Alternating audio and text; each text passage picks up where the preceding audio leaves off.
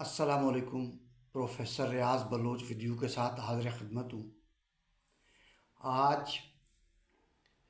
کے ویلاگ میں ہم اپنے گفتگو کا آغاز پاکستان کے نئے وزیر خارجہ جناب اسحاق ڈار صاحب کے اس بیان، اس خواہش، اس جستجو کے حوالے سے کریں گے جس میں اس نے ہندوستان کے ساتھ تجارتی تعلقات کو قائم کرنے کے خواہش کا اظہار کیا ہے۔ ہندوستان کے ساتھ تعلقات کیوں بڑھنے چاہیے، کیوں تجارت بڑھنی چاہیے، کیا اس کی ضرورت آن پڑی ہے اور اس کے کیا فوائد ہو سکتے ہیں، یہ سیکنڈری بات ہے۔ سب سے پہلے ہمیں یہ سمجھنا چاہیے، اس کا تجزیہ کرنا چاہیے کہ جناب اسحاق ڈار صاحب نے یہ بات کیوں کی ہے، کس کے کہنے پہ کی ہے اور اس کی ضرورت کیا پیش آئی ہے۔ اسحاق ڈار صاحب نے یہ انڈیویجول کیپیسٹی میں بات نہیں کی ہے۔ وہ مسلم لیگ کے سینئر رہنما ہیں، وہ نواز شریف کے فیملی ممبر ہیں۔ مسلم لیگ نون کو سب سے پہلے سمجھنے کی ضرورت ہے کہ مسلم لیگ نون ہے کیا، Muslim League as a political party کیا ہے۔ اب اس پہ گفتگو کیے بنا سوشل میڈیا پہ طوفان بپا ہوا ہے۔ پاکستان کے 70 سال کے جو ایک مستقل جو نیریٹو ہے ہندوستان کے بارے میں، اس کو لے کے تو جناب ایک طوفان تجزیوں کا مچا ہوا ہے اور بس ایک طرح سے لان تانی ہو رہی ہے۔ لیکن کوئی بھی مسلم لیگ نون کے سیاسی اور نظریاتی پوزیشن ہے اس کو ڈسکس کرنے کے لیے تیار نہیں ہے۔ جب تک اس کو ہم ڈسکس نہیں کریں گے تب تک اس خواہش کے اصل مقاصد کو ہم نہیں سمجھ پائیں گے۔ مسلم لیگ نون بنیادی طور پہ پنجاب کے جو ماضی میں ابھرتا ہوا سرمایہ دار تھا، صنعت کار تھا، جو کہ آج کے حالات میں جو ہے ایک مستحکم حیثیت پاکستان کے پرسپیکٹو میں جو ہے نا حاصل کر چکا ہے، ان کے سیاسی نمائندے ہیں۔ ہم اس طرف نہیں جاتے کہ کراچی میں کیا صورتحال ہے، کراچی کی جو سرمایہ دار ہے اس کا سیاسی ترجمان کون ہے، یا پختونخوا کے اندر جو اس طرح کے گروہ ہیں ان کا کون ہے، اس طرف نہیں جا رہے۔ ہم صرف ایک بات کرنا چاہ رہے ہیں کہ یہ جو ہے پنجاب کے جو سرمایہ دار ہیں، صنعت کار ہیں، ان کے سیاسی نمائندے ہیں۔ اب پاکستان کی جو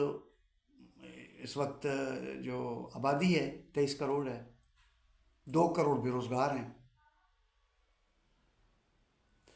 ہماری جو پیداوار ہے، جی ڈی پی ہے، اس کی پوزیشن انتہائی بری ہے، روزگار کے ذرائع نہیں ہیں، پیداوار کی کھپت کا جو ہے نظام نہیں ہے، حالات نہیں ہیں، بجلی مہنگی، گیس مہنگی، خام مال مہنگا، تو مارکیٹ کے اندر جو ودن ٹیریٹوری ہے یا پاکستان کے اندر، وہ بھی بہت ہی خراب صورتحال میں ہے، اور ساتھ میں جو ہے جو انٹرنیشنل جو مارکیٹ ہے اس کے اندر جو دوسرے ممالک ہیں، ہمسائے یا ہمسائے نہیں بھی ہیں، ان کے ساتھ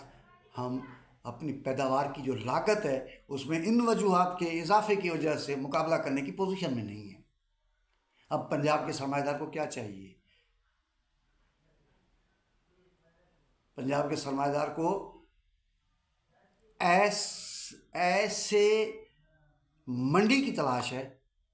جو منڈی اس کے قریب ہو، जो मंडी उनके दस्तरस में हो और जिसका हजम जो है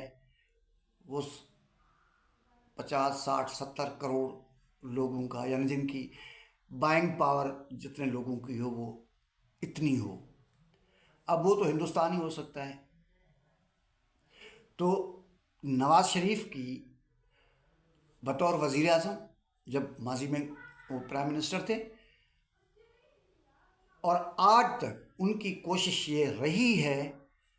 उनकी पार्टी की ये कोशिश रही है कि पंजाब का जो सरमाएदार है उसके पैदावार को, उसके जो सनती जो प्रोडक्शन है, इंडस्ट्रियल प्रोडक्शन है, उसको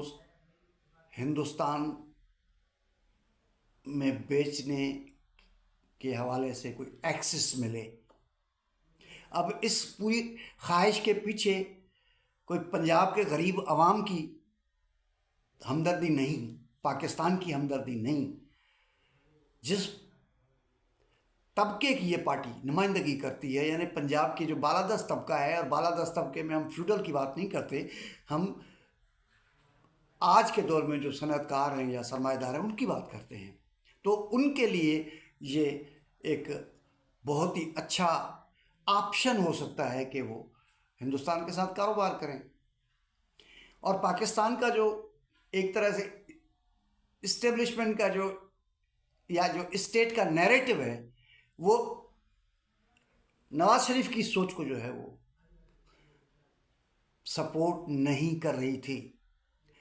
और बहुत सारे और फैक्टर्स के साथ साथ नवाज शरीफ के साथ जो मसाइल पैदा हुए पाकिस्तान में, ये जो ख्वाहिश है या ये जो कोशिश है नवाज शरीफ की, वो भी एक फैक्टर के तौर पे है। लेकिन आज की दुनिया बदली ही दुनिया है। पाकिस्तान की जो मईशत है उसका तकाज़ा है कि वो जो नैरेटिव है वो भले उसको रखें या ना रखें, उनका मसला है, लेकिन एक बेहतर अपॉर्चुनिटी उनको भी नज़र आ रही है कि अगर ये ट्रेड और का सिलसिला शुरू हो जाए तो हम अपनी मुआशी जो सूरत हाल है उसको बेहतर कर सकते हैं। अब जब हिंदुस्तान की ख्वाहिश थी ये, उस वक्त हिंदुस्तान, ये वाला हिंदुस्तान ज़्यादा नहीं था, मोदी वाला हिंदुस्तान नहीं था, वो इंडियन नेशनलिज्म वाला हिंदुस्तान था। आज जो मोदी है वो हिंदू नेशनलिज्म वाले हिंदुस्तान को लेके चल रहे हैं। और फिर 2-4 करोड़ नफूस पे मुश्तमिल मार्केट, यानी हम 23 करोड़ हैं तो बमुश्किल हमारा कोई 2-3 करोड़ लोग ऐसे हो सकते हैं जिनकी बाइंग पावर इतनी है कि वो मसनूआत को बाहर से ख़रीद सकते हों। तो उस मार्केट, और जब वो 70-80 करोड़ की जो बाइंग पावर वाली मार्केट है या परचेजिंग पावर वाली जो मार्केट है, उसका जब वो कंपेरिजन करेंगे तो यकीनन जो है इसहाक डार साहब की इस ख्वाहिश को पूरी नहीं करेंगे, चाहे इन्होंने एक पॉलिसी तौर पे अंदरूनी खाना ये तय भी कर लिया हो बहुत सारे स्टेक होल्डर्स के साथ, सिविलियन और नॉन सिविलियन स्टेक होल्डर्स के साथ, कि भाई हमें थोड़ा सा अभी वो चीज़ों को ठंडा रखना पड़ेगा। और ठंडा रखने की जो एक वजह तो ये है कि मुआशी तौर पे हम सूरत हाल भी नहीं है कि हम किसी और तरफ चीज़ों को ले जाएं, लेकिन साथ में जो है ना सबसे बड़ा जो अहम फैक्टर है वो ईरान और जो अफ़गानिस्तान के अंदर जो हॉट बॉर्डर का जो इशू है, उसने भी पाकिस्तान के जो सिविलियन गवर्नमेंट है उसकी सोच, जो कि पहले से ही हिंदुस्तान की तरफ एक सिंपैथेटिक था, अब इन हालात में मतलब इनको मज़ीद उस तरफ जो है ना वो जो है ना सोचने और उस तरफ जो है वो पेशकदमी करने के लिए आमादा किया है। लेकिन सवाल फिर भी एक है, ये तो अगर न सिविलियन और नॉन सिविलियन इस्टेब्लिशमेंट इकट्ठी भी हो जाए पाकिस्तान की, लेकिन जो हमने 50-60 साल में मतलब अफ़गान वार के हवाले से, जो कश्मीर के इशू को लेके जिस तरीके से हमने तमाम दरवाजे जो है वो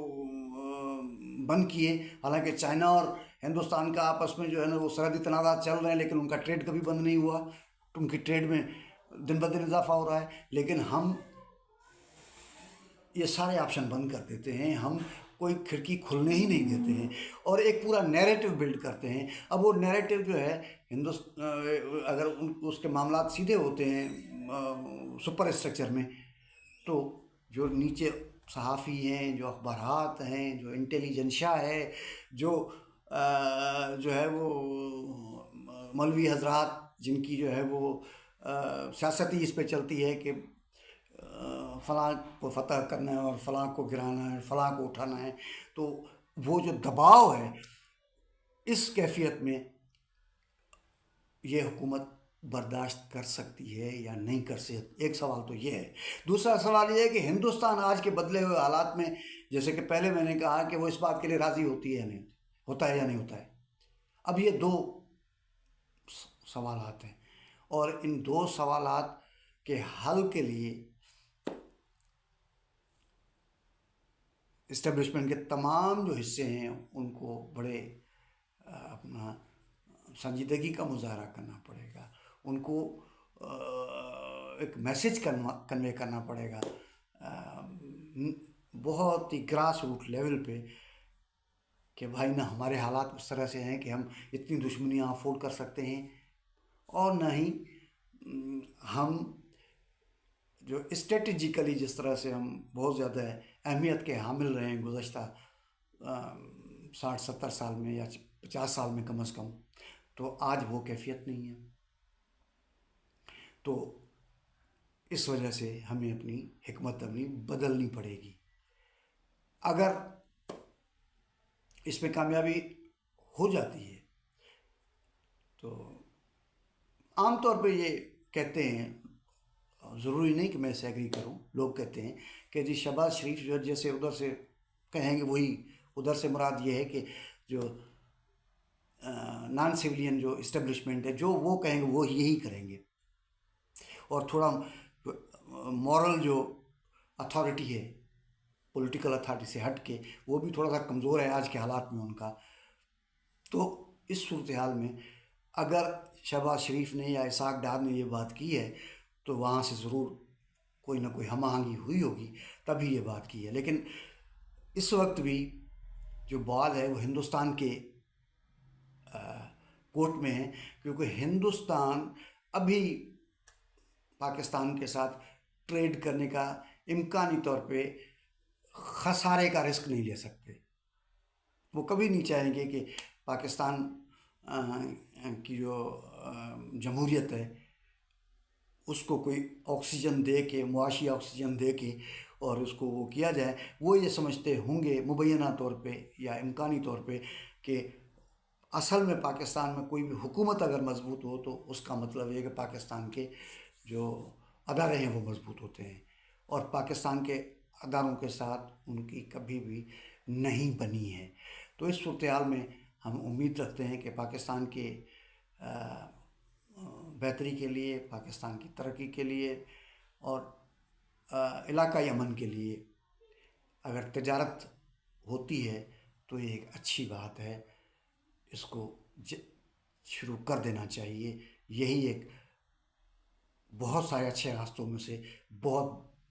اچھا راستہ یہ بھی ہے۔ آج کے ویلاگ میں اتنا، اگلے کسی ویلاگ میں کسی نئے ٹاپک کے ساتھ حاضر خدمت ہوں گا۔ اجازت دیجیے، اپنا خیال رکھیے گا، بہت شکریہ، تھینک یو۔